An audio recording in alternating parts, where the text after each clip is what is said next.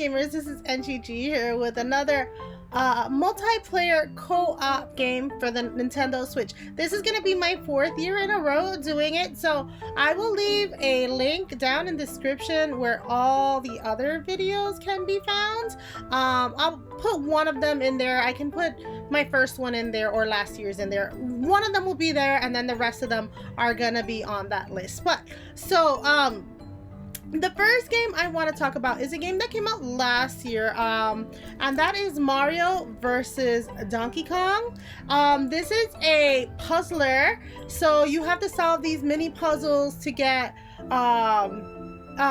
Mario to get to Donkey Kong, because Donkey Kong has stolen the little toys. So at least that's what it was in the DS version. I haven't played this one to know exactly what Donkey Kong took, but it does look like Donkey Kong is holding one of the toys, so I'm assuming the same thing is on this game with just very different puzzles.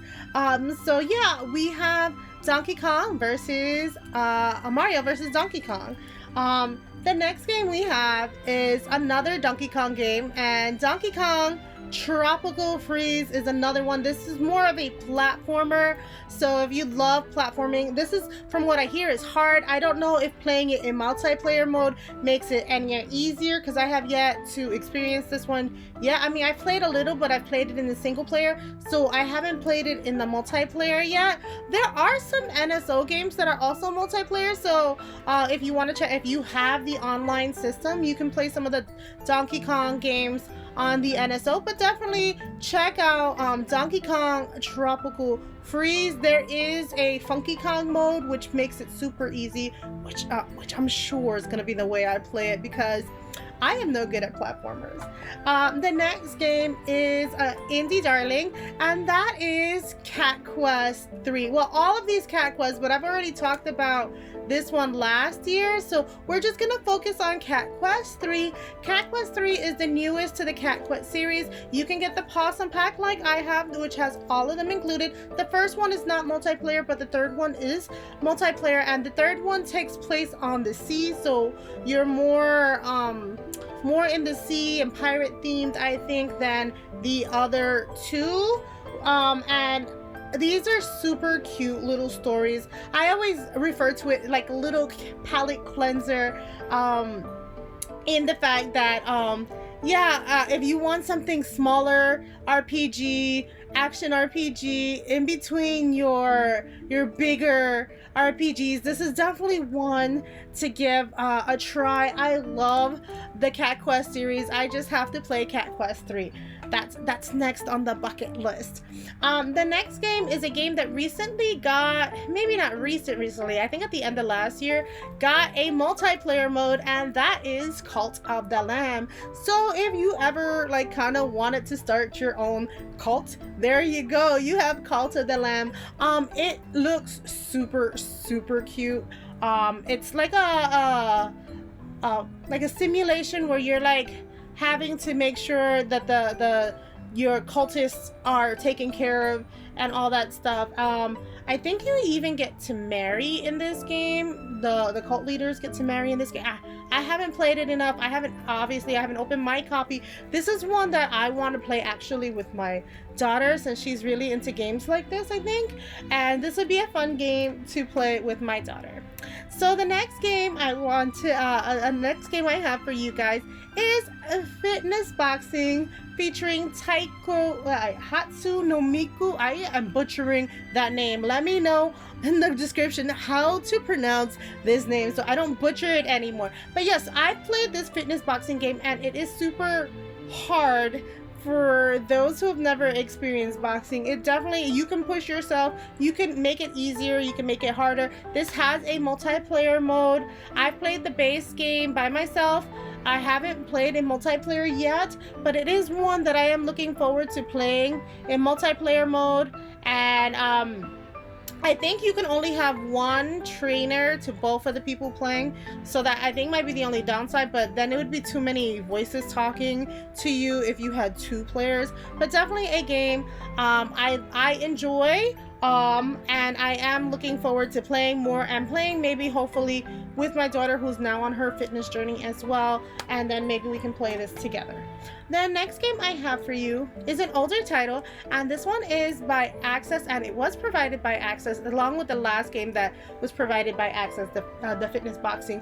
This is RICO London, and RICO London is a shooter, and from what I have been told, it has online as well, so it has drop in, drop out. I don't know if it has local co-op. That's the only thing I don't know. I think it has local co-op, I believe, is what I was told as well, that it has local co-op. My copy is still sealed because I wanted to play this, and I just haven't gotten around to playing it with the person who was supposed to play it with me.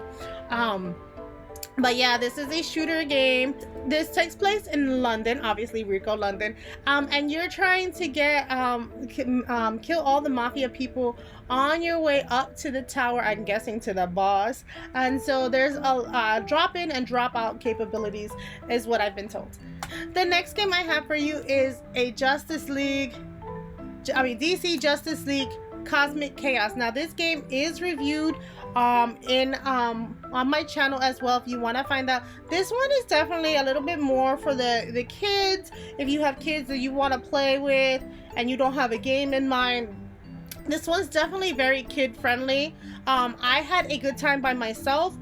It was hard enough as an adult, so definitely something you can play as an adult as well. I did enjoy it for what it was. The next game I have for you guys is a game called Young Souls, and now this is a side-scrolling, I think it's like a Metroidvania. I think I have yet to play it. This one was recommended to me by one of my members of my channel. This is only local co-op, no online, and this is like two kids are adopted by this scientist guy, and he is gone missing in like a mysterious way, and they have set out to find him in like this alternate dimension, alternate world, where like trolls are running amok. So yeah, this is a like I said, a side-scrolling beat 'em up, it looks like, in the roguelike category. It looks super interesting, it looks super fun, so I definitely picked this one up as well. And this is one I was recommended, highly recommended, and I guess I'm recommending it to you as well. The next game is a game called A Hat in Time. Now this one is a platformer. It looks like an easy platform. Those will probably be my last words, right? Yeah, so it's a platformer you can play in co-op. It looks like you guys share resources and share things, unless I watched a modded out version, which is very possible because people like to mod out theirs. But A Happy Time is definitely a co-op experience you can have, and it's a platformer, so for me that makes sense because I'm no good at platforming, and I hear like you guys don't actually even have to be doing the same thing and the camera's not pushing you, it's split screen, so that's perfect. So one person could be over one place and one person could be over in another place doing their own thing, and getting far in A Hat in Time. The next and last game I have for you is also a game I think that came out last year. It's called Spells and Secrets. This game reminds me, I'm not gonna lie, this game reminds me a little of like Lego Harry Potter, in the fact that it's a little kiddie-fied, but it also like Harry Potter. I thought this game was so cutesy, so adorable. I have yet to play it, but it is a co-op game where you are doing magic together and you can use your spells in like multiple different ways. I believe this does not have split screen, so you guys both have to stay on the same screen, from what I've researched. And it looked fun. It looked super fun, which is why I picked it up. Unfortunately, my copy is new, but GameStop new, as you can see. But definitely a game that was interesting to me. So those are my 10 recommendations for couch co-op games on the Nintendo Switch. If you have any more you would like to suggest for next year's video, put them down in the description below. And always don't forget to leave a like. It helps me out tremendously with pushing out my content to others. And if you want, that good old subscribe button is sitting right next to it. But thank you guys for watching. I hope you enjoy. Happy Galentine's Day, Valentine's Day, Singles Day. I have singles videos on the channel as well. But thanks for watching. Happy gaming.